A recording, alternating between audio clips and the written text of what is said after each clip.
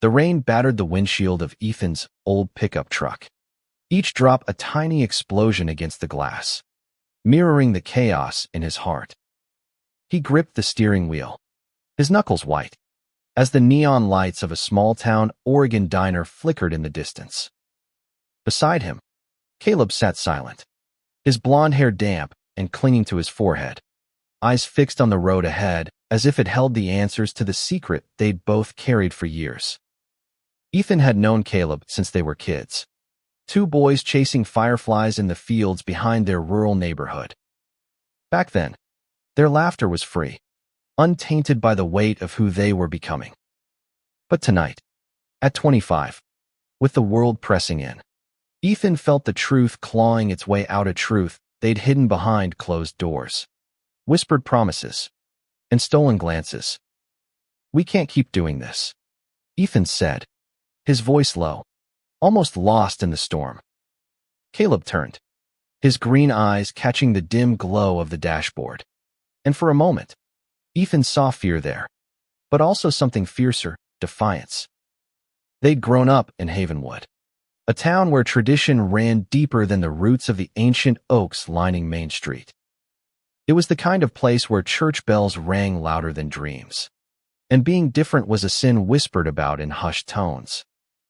Ethan, with his sharp jaw and restless energy, had always been the town's golden boy quarterback, volunteer firefighter, the one everyone expected to marry a sweet girl and settle down.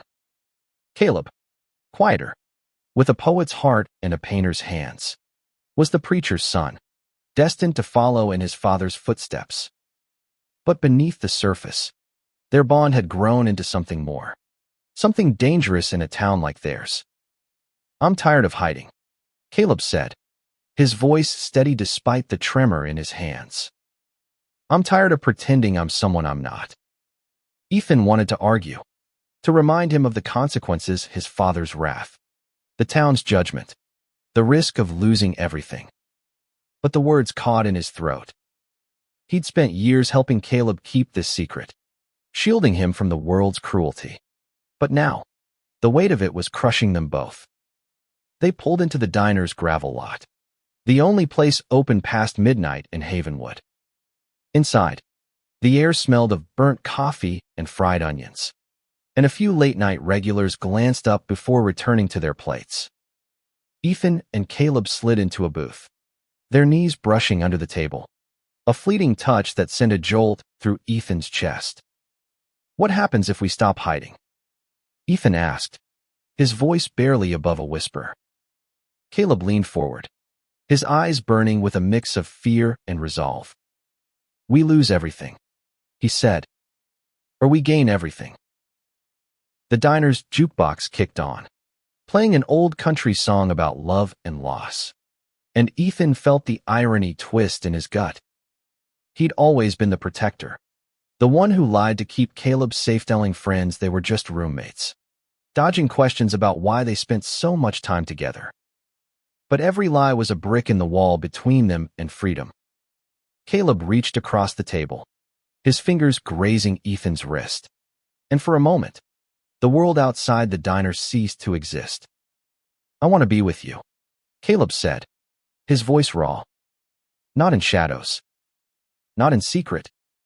Ethan's heart pounded, torn between the safety of silence and the reckless pull of truth. He thought of his mother, who'd raised him alone after his father left, her quiet acceptance of his friendship with Caleb. He thought of Caleb's father, Pastor James, whose sermons on sin had grown sharper, as if he sensed the truth his son was hiding. The choice was a razor's edge, and Ethan wasn't sure which side would cut deeper.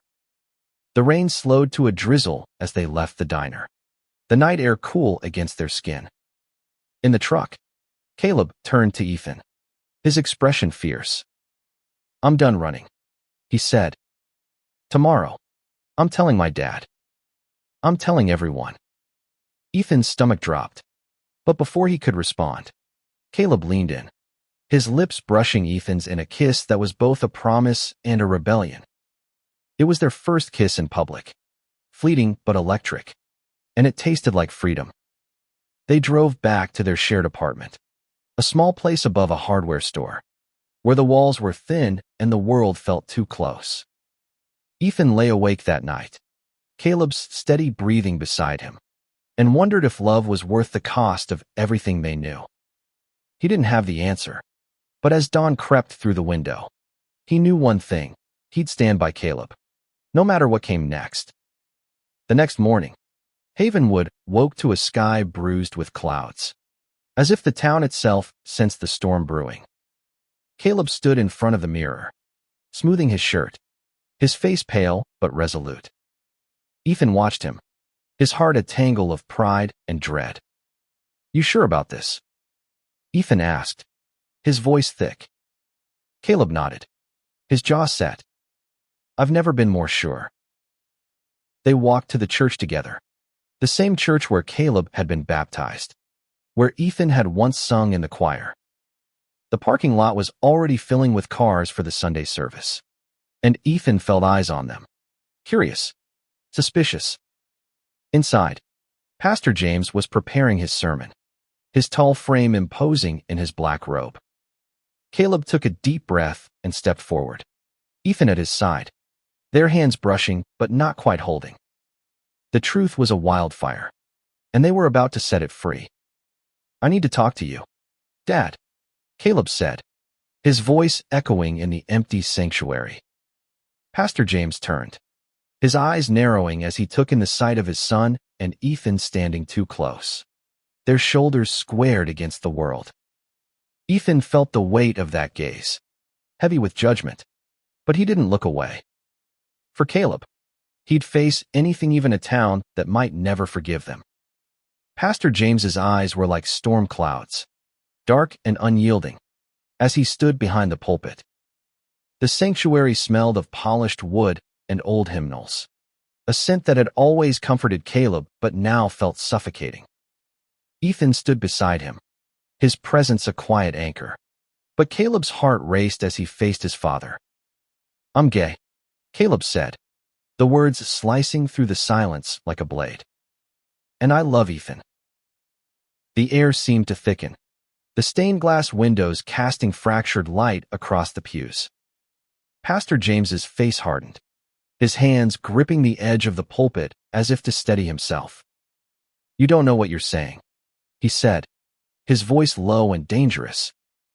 "This is a sin, Caleb. A choice you can unmake." Ethan felt his fists clench, but Caleb's hand on his arm stopped him from speaking. This was Caleb's fight, at least for now. "I've known who I am since I was 12, Caleb said, his voice steady despite the tremor in his chest. "I've prayed, Dad. I've begged God to change me, to make me what you wanted. But this is who I am." He took a step closer, his eyes pleading for understanding. "I'm still your son." Pastor James's jaw tightened, and for a moment, Ethan thought he saw a flicker of pain in the older man's eyes. But it was gone as quickly as it came, replaced by a cold resolve. "You're choosing this path," he said. "You're choosing him over your family, over God." The words hit Caleb like a physical blow, but he didn't waver. Ethan wanted to reach for him, to pull him close, but the weight of the moment held him still. The church doors creaked open, and a few early parishioners shuffled in, their curious glances turning to whispers as they sensed the tension. Ethan's stomach churned. This wasn't just about Caleb's father, Anna Maria, it was about Havenwood, about a town that thrived on secrets and conformity. "We should go," Ethan murmured, but Caleb shook his head. "I'm not running," Caleb said, his voice louder now, carrying to the back of the sanctuary. "I've spent my whole life hiding for you, for this town. I'm done." Pastor James's face reddened, and he stepped out from behind the pulpit, his presence towering. "You will not disgrace this family," he hissed. "Not in my church." Ethan couldn't stay silent any longer. "He's not disgracing anyone," he said, stepping forward. "He's being honest. Maybe you should try it sometime." The words were out before he could stop them, and the sanctuary fell deathly quiet. Pastor James's eyes locked onto Ethan, and for a moment, Ethan thought the man might strike him. But instead, he turned to Caleb, his voice cold. "Get out. Both of you." They left the church, the weight of those words trailing them like a shadow. Outside, the air was crisp, the town waking up around them. Ethan glanced at Caleb, expecting to see defeat, but instead, he saw fire. "I meant it," Caleb said, his voice low but fierce. "I'm done hiding." Ethan nodded, his heart swelling with something like pride, though fear gnawed at the edges. They'd just burned a bridge, and there was no going back. By noon, the news had spread like wildfire through Havenwood. Ethan's phone buzzed with texts, some supportive, others cruel. His mother, Sarah, called, her voice trembling but warm. "I always knew," she said. "I just wanted you to be ready to tell me." Ethan's throat tightened, and he managed a quiet, "Thanks, Mom." But not everyone was so kind. At the fire station, where Ethan worked, his chief pulled him aside, his expression grim. "People are talking," he said. "This could complicate things." Caleb faced his own battles. His sister, Emily, only 17, slipped him a note at the library where she worked part-time. "I'm proud of you," it read, in her loopy handwriting. But his mother, Ellen, hadn't spoken to him since the confrontation, her silence louder than any sermon. That night, in their apartment, Caleb sat at the kitchen table, staring at a blank canvas. "I used to paint to escape," he said, his voice hollow. "Now I don't know what I'm painting for." Ethan sat beside him, their shoulders touching. "Paint for you," he said. "Paint for us." Caleb looked at him, and for the first time that day, he smelled a small, fragile thing, but real. They stayed up late, talking about dreams they'd buried, about a life where they could walk hand in hand without fear. But even as they spoke, Ethan knew the town wasn't done with them. Havenwood had a way of punishing those who broke its rules. The next day, graffiti appeared on their apartment door, a single, ugly word in red paint. Caleb stared at it, his face pale, but instead of cleaning it off, he grabbed a brush and painted over it with bold, vibrant colors, blues and golds. A defiant mural of hope. "They don't get to define us," he said, his hands streaked with paint. Ethan watched, his heart aching with love and fear, knowing this was only the beginning. The mural on their door became a beacon, a silent rebellion against Havenwood's judgment. By morning, neighbors whispered about it, some with admiration, others with scorn. Ethan stood outside, arms crossed, watching as Caleb added the final strokes, a pair of intertwined hands. One dark, one light, against the sunrise.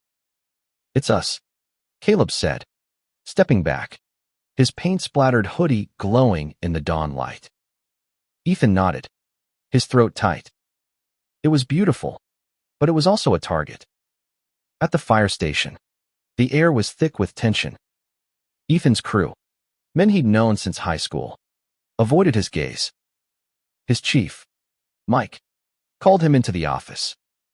"I'm not saying I agree with the town's gossip," Mike said, rubbing his neck. "But clients are complaining. They don't want you on calls." Ethan's stomach dropped. He'd spent years proving himself, hauling hoses, running into burning buildings. Now, it was all unraveling because of who he loved. "I'm not quitting," Ethan said, his voice steady. Mike sighed, his eyes tired. "I'm not asking you to. Just keep your head down." Ethan nodded, but as he left the office, he felt the weight of those words. Keeping his head down meant hiding again, and he'd promised Caleb they were done with that. Caleb, meanwhile, faced his own reckoning. His father had called a family meeting, excluding him, but Emily slipped him the details. Mom's a mess. She texted. Dad's talking about sending you to some camp. Conversion therapy. The words twisted in Caleb's gut, a reminder of the fear he'd carried as a teenager, praying to be fixed. He met Ethan at the diner, their old booth a refuge, and told him everything. I'm not going, Caleb said, his voice fierce. They can't make me. Ethan reached for his hand, their fingers lacing together under the table. They won't, he said. I've got you. But even as he spoke, doubt crept in. Havenwood wasn't just a tone, it was a machine, grinding down anyone who didn't fit. That night, they found their truck's tires slashed, the word sinner scratched into the paint. Ethan's anger flared, but Caleb's calm resolve steadied him. They're scared, Caleb said. Scared of what we mean. The next day, Caleb went to the church alone. Ethan wanted to go, but Caleb insisted. I need to face him myself, he said. Inside, Pastor James sat in his office, surrounded by books on theology and family photos that no longer felt true. You're breaking your mother's heart, James said, his voice heavy. Caleb stood tall, his hands steady. I'm not trying to hurt anyone, he said. But I'm not lying anymore. I love Ethan, and that's not a sin. James's face crumpled, not with anger, but with something softer grief. Maybe. Or fear. You're my son, he said, his voice breaking. I can't lose you to this. Caleb wanted to reach out, to bridge the gap, but the years of silence stood between them. You're not losing me, he said. You're pushing me away. When Caleb returned, Ethan saw the weight in his eyes. They sat on the apartment floor, a bottle of cheap wine between them, and Caleb talked about his father's words, about the boy he'd been, terrified of his own heart. Ethan listened, his hand resting on Caleb's knee, and felt their love as both a shield and a wound. We could leave, Ethan said, the thought slipping out before he could stop it. Start over somewhere else. Caleb looked at him, his eyes searching. Would you really go? He asked. Ethan thought of his mother, the fire station, the life he'd built here. But then he thought of Caleb, of the future they could have if they were free. For you. Yeah, he said. Caleb smiled, but it was tinged with sadness. I don't want to run, he said. I want to fight. The next morning, they found a note slipped under their door, and signed, but in Emily's handwriting, meet me at the library. I have an idea. They went, curious but wary, and found Emily with a group of teenagers, all clutching flyers. We're starting a support group, she said, her eyes bright. For kids like us, who don't fit in. Caleb's breath caught, and Ethan felt a spark of hope. Maybe Havenwood could change, one heart at a time. The library's back room smelled of old books and hope.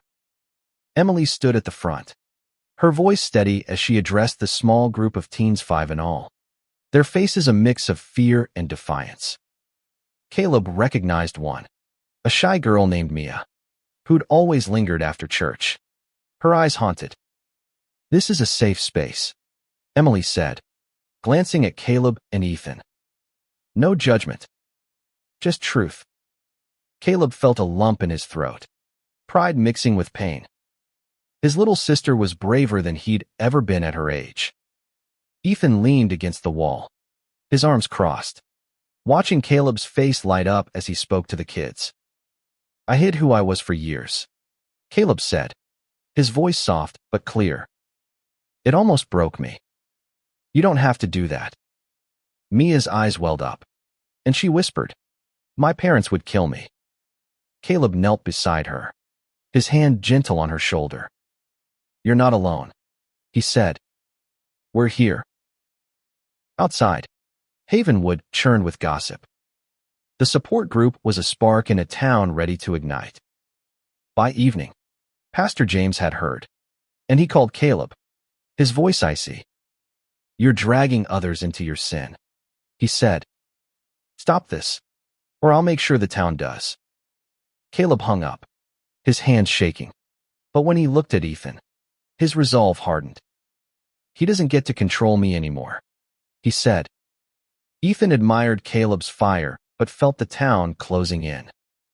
At the fire station, his crew's silence had turned to hostility. One firefighter, a burly man named Tom, cornered him in the locker room.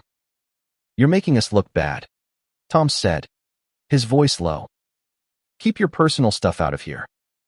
Ethan's jaw tightened, but he nodded, not trusting himself to speak. He couldn't afford to lose this job. Not now. That night, they found their apartment door vandalized again, this time with broken glass scattered across the stoop. Caleb's mural was untouched, a defiant splash of color against the hate. Ethan cleaned up the glass, his hands steady but his heart racing. "We need to be careful," he said, but Caleb shook his head. "Careful got us nowhere," he said. "We fight, or we lose ourselves." The next day, Emily's support group grew. 2 more kids showed up, nervous but curious, and Caleb brought art supplies, encouraging them to express what they couldn't say. Mia painted a storm, dark and swirling, with a single bright star in the center. "That's me," she whispered, and Caleb hugged her, his eyes shining. Ethan watched, his heart swelling. This was why they stayed, because kids like Mia needed them. But the town's anger was growing. At the grocery store, Ethan overheard whispers. Pastor's son turned his back on God. Ethan's always been trouble. He ignored them, but the words stung. Caleb faced worse. His mother left a voicemail, her voice trembling. "Come home, Caleb. We can fix this." He didn't call back, but Ethan saw the pain in his eyes, the weight of a family slipping away. They found solace in small moments, cooking dinner together. Caleb's laughter as Ethan burned the pasta, stolen kisses in the quiet of their apartment. But the outside world kept pressing in. One night, a brick crashed through their window, wrapped in a note, "Leave or else." Ethan's blood ran cold, but Caleb's jaw set. "They want us gone," he said, "but we're not going anywhere." The next morning, they met with Emily and the support group again. The kids had made flyers, bold and colorful, announcing a community art show to raise awareness. "We'll show them who we are," Emily said, her eyes fierce. Caleb nodded, but Ethan saw the worry in his gaze.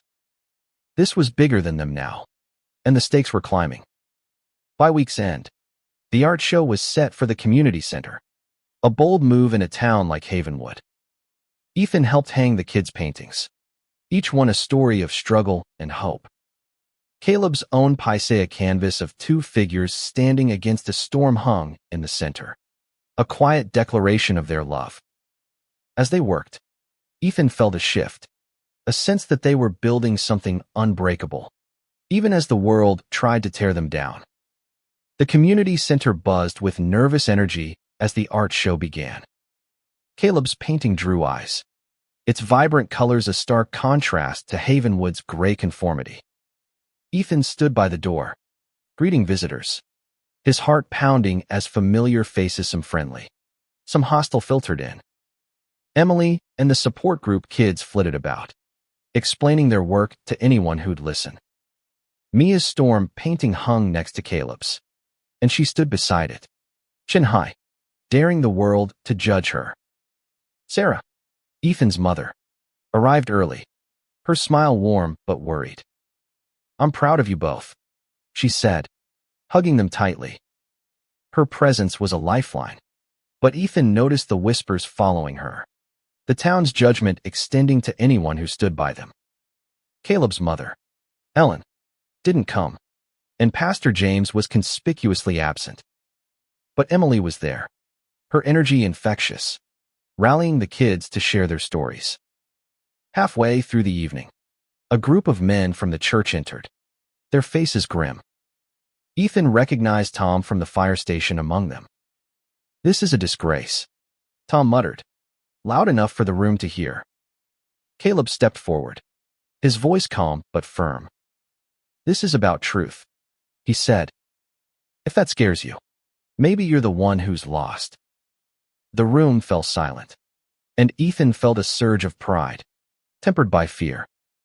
Tom's eyes narrowed, but he left without a word, the others trailing behind.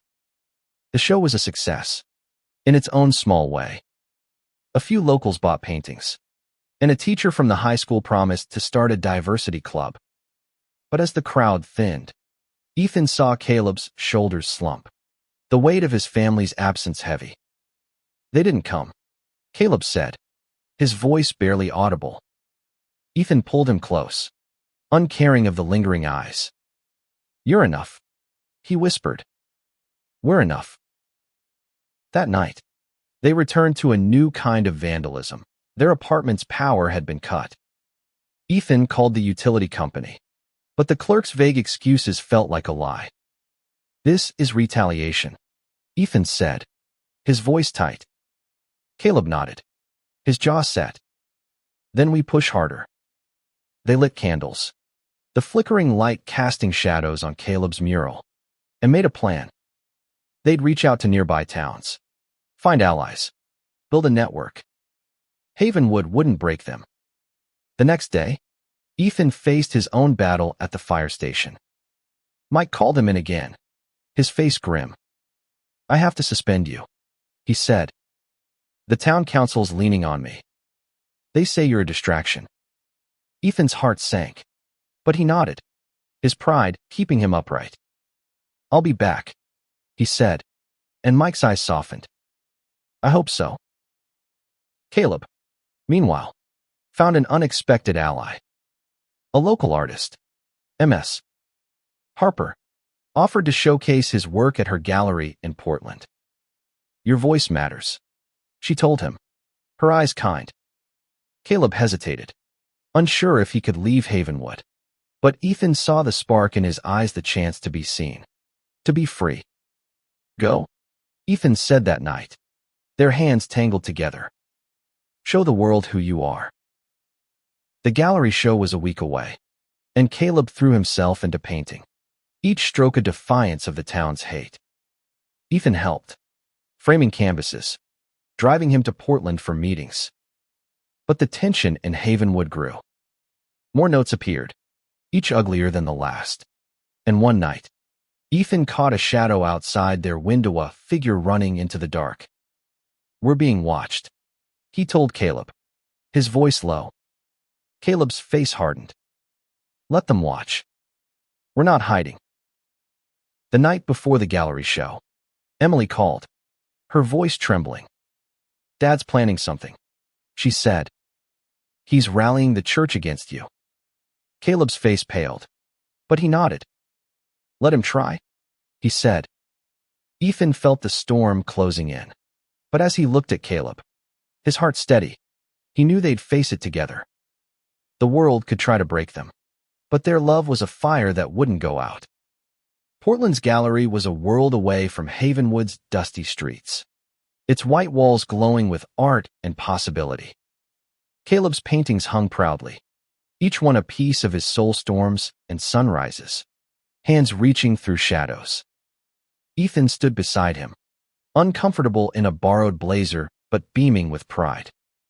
The crowd was small but diverse, artists and activists mingling, their voices warm with admiration. "Your work's powerful," Ms. Harper said, clapping Caleb's shoulder. "It's going to change hearts."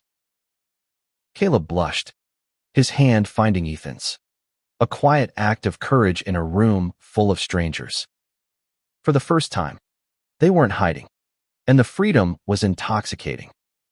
A young couple bought one of Caleb's paintings, a vibrant piece of two figures embracing under a starlit sky. "It reminds me of us," the woman said, her partner nodding. Caleb's eyes shone, and Ethan squeezed his hand, feeling the world shift beneath them. But Havenwood's shadow followed. Halfway through the evening, Ethan's phone buzzed with a text from Emily. Dad's at the community center. He's holding a prayer meeting against the art show. Caleb's face tightened as Ethan showed him the message. He's trying to turn the town against us, Caleb said, his voice low. Ethan nodded, his jaw set. Then we go back. We face him. They drove through the night, the city lights fading into the dark Oregon countryside.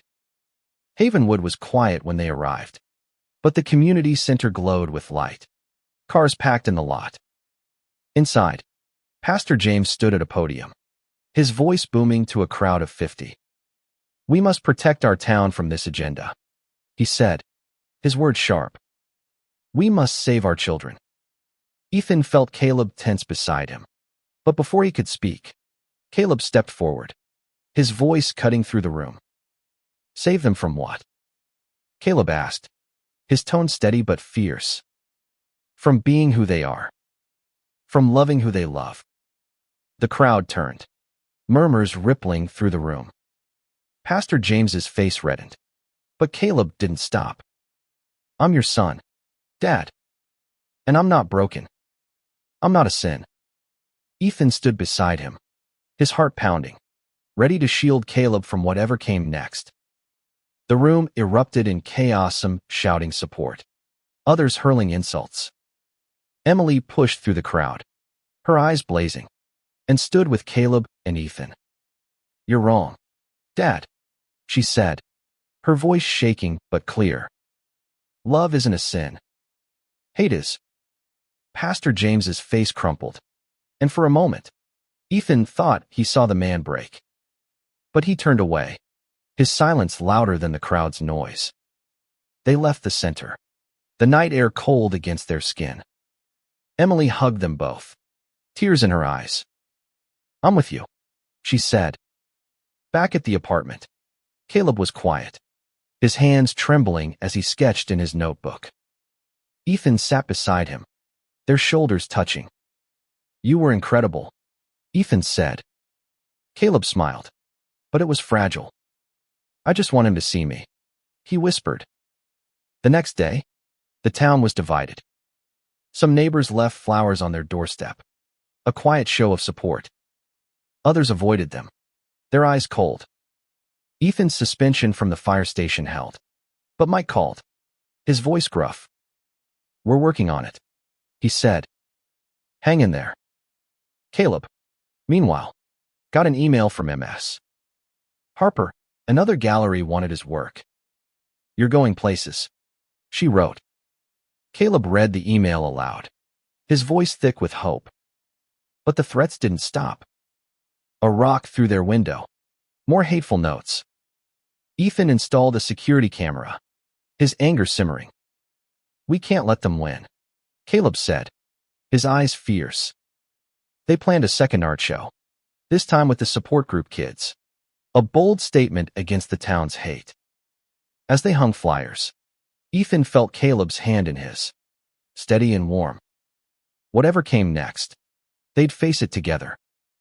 The second art show was a risk, but Caleb and Ethan were done playing safe. The community center was packed, the air electric with anticipation and tension.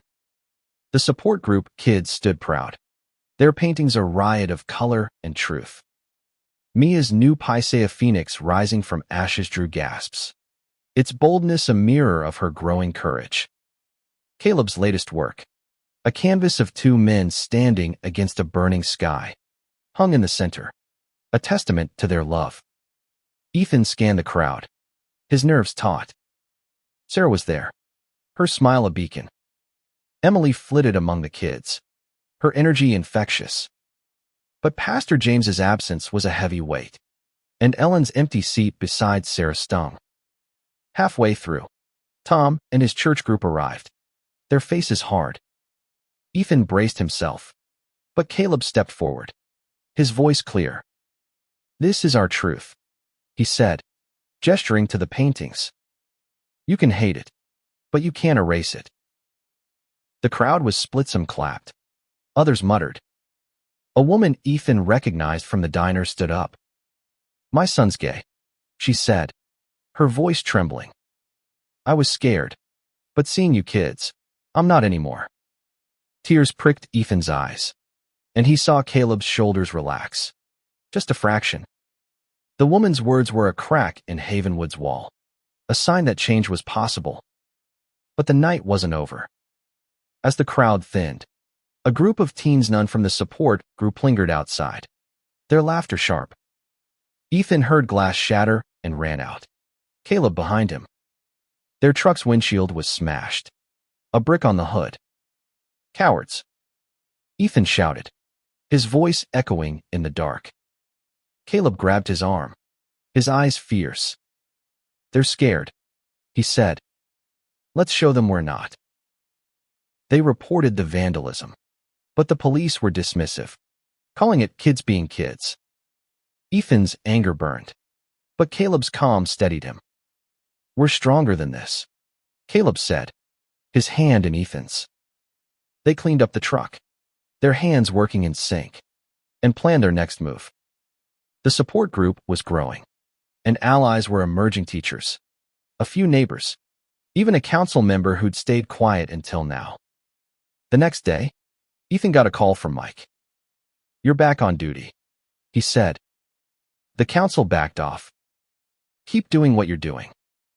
Ethan's heart lifted, but the victory felt fragile.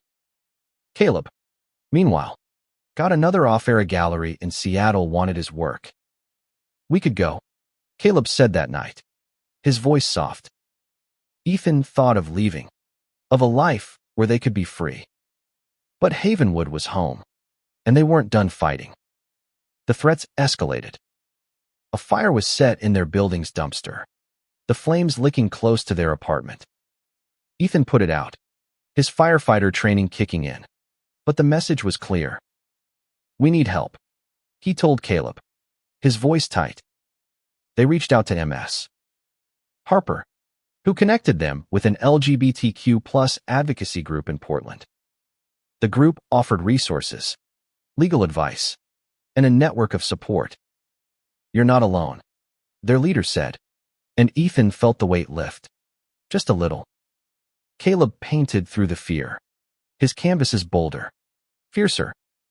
Ethan watched him, marveling at his strength. One night, as they lay in bed, Caleb whispered, I couldn't do this without you. Ethan kissed him, their love a quiet rebellion against the world. They were battered, but unbroken, and as dawn broke, Ethan knew they'd keep fighting for themselves, for the kids, for a town that could be better. The final art show was a turning point. The community center overflowed, not just with locals, but with people from Portland, drawn by Caleb's growing reputation. The support group kids stood tall, their voices stronger, their art a chorus of resilience. Mia spoke to the crowd, her voice steady.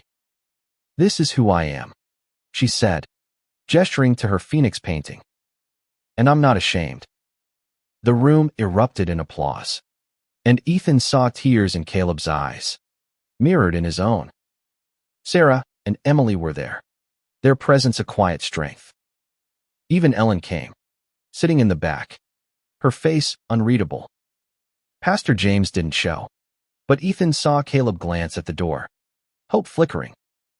The advocacy group from Portland set up a booth, offering resources, and a local news crew covered the event, their cameras a sign that Havenwood's story was reaching beyond its borders. As the night wound down, a man approached Caleb, his face kind but hesitant. I'm Pastor Mark, he said, from a church in Portland. Your father and I trained together. He's struggling, but he loves you. Caleb nodded, his throat tight. I just want him to see me, he said. Pastor Mark squeezed his shoulder. Give him time. The vandalism didn't stop, but it slowed. The town was changing, one heart at a time. Ethan was back at the fire station, his crew warming to him again, and Caleb's art was gaining traction, with offers from galleries across the West Coast. They talked about moving, but Havenwood still held them, not just its pain, but its potential. The kids needed them, and they needed each other. One evening, Ellen showed up at their apartment, her eyes red. "I don't understand," she said, her voice breaking.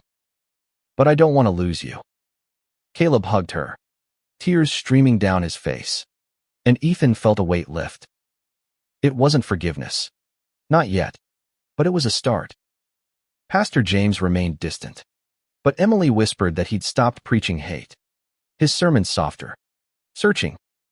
The final blow came unexpectedly: a fire at the community center. Suspicious but unproven. Ethan fought the flames alongside his crew, Caleb at his side, passing out water to exhausted firefighters. The center was saved, and in its scorched halls, the town came together. Neighbors helped rebuild, some who'd once turned away now offering hands and apologies. "You've changed us," Sarah told them, her voice proud. Months later, Caleb and Ethan stood on the cliff where they'd once dreamed of freedom, the ocean crashing below. Caleb's hand was warm in Ethan's, their love no longer a secret. "We did it," Caleb said, his voice soft. Ethan nodded, his heart full. "We're free," he said. The world hadn't broken them, it had bent, just enough to let their love shine through. They stayed in Havenwood, building a life not just for themselves, but for the kids who came after, for a town learning to heal. Caleb's paintings hung in galleries, each one a story of survival, and Ethan's courage grew with every call he answered at the station. Their love was a beacon, fierce and unbroken, a promise that truth could triumph, even in the hardest places.